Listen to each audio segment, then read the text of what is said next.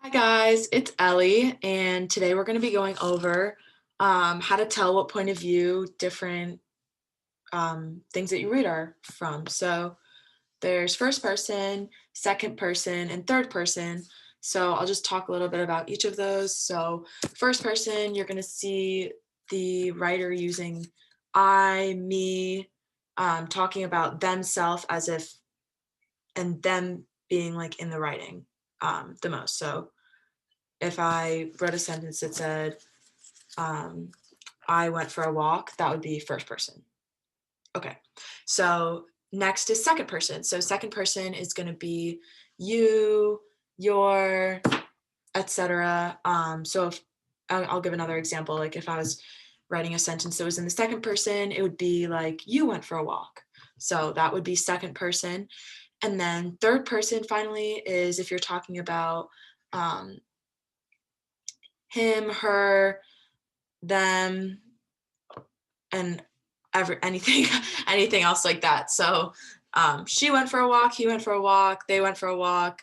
That would all be third person. So let's do a few examples and try to understand this. So I'm going to read the first one. So Henry's sister was very, very old, almost 14. She didn't ever argue with Henry or Mark. In fact, she hardly talked to them at all because she was so old and wise and almost grown up. Her name was Elizabeth. So if anybody wants to maybe take a second and take a guess for what point of view you guys think that is. Um, we I just came up with, or I just shared some of the factors. So try to think about those examples that I was giving you. And so the answer is going to be third person.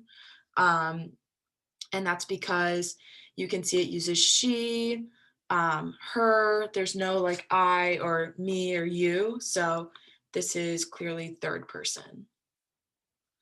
Um, okay, so let's see the next one.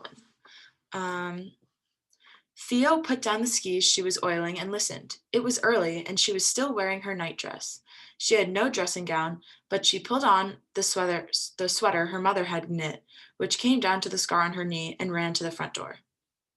So this one again, let's look at who is being referenced in all of the sentences. So is it I, me, you, him, her?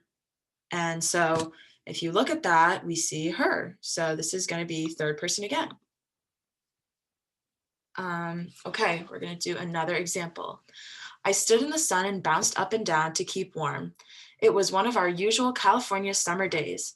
Later on, it would be hot, but right then, I needed the sweatshirt that was buried in the big rubber dry bag.